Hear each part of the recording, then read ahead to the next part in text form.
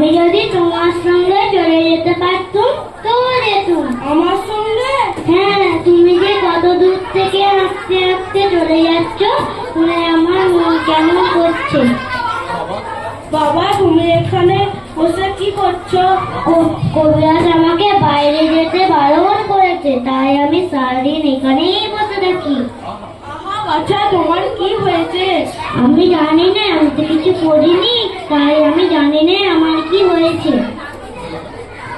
দোয়েলা, তুমি কোথা থেকে আসছো? আমাদের গ্রাম থেকে।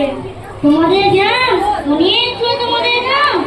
আমাদের গ্রাম সেই পাঁচমুড়া পাহাড়ের তলায় শ্যামলী নদীর ধারে। পাঁচমুড়া পাহাড়, শ্যামলী নদী, হয়তো তোমাদের গ্রাম আমি দেখেছি,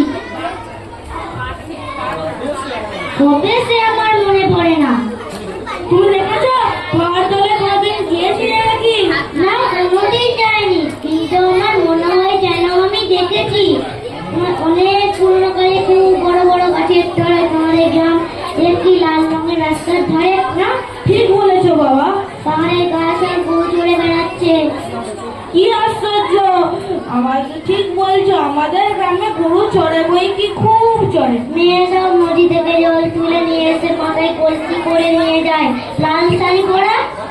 বাহ বাহ, ঠিক বলছো, আমাদের সব কয়লা পাড়ার মেয়েরা তো নদী থেকে জল তুলে নিয়ে যায় তো, কিন্তু সবাই যে লাল শাড়ি পরে তা নয়।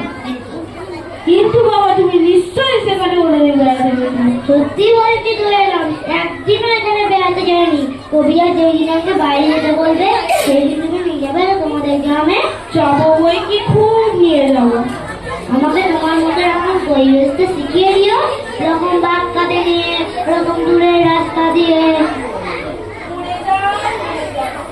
পরিবেশটা যাবে কেন বাবা? তুমি পণ্ডিত হয়ে উঠবে। না না, আমি কখনোই পণ্ডিত হবো না। তোমাদের ওই আমার রাস্তার ধারে গুলো বনের তলায় গোয়াল পাড়া থেকে ধরে নিয়েছে, দিনে দিনে গ্রামে গ্রামে বেঁচে বসে বেড়াবো। কেমন করে তুমি বলো? দই দই দই, ভালো দই। আমাকে সুরটা শিখিয়ে দাও। না, আমার এই সুর শুনতে খুব ভালো লাগে। তোমাদের যেমন ওই পাখির আকাশে যেমন খুব শেষ থেকে পাখির ডাক শুনে উদাস হয়ে যায়, তেমনি যখন তুমি ওই রাস্তার মোড় থেকে গাছের শাড়ির মধ্য দিয়ে তোমার ডাক আসছিল, আমার মনে হচ্ছিল কি জানি কি মনে হচ্ছিল।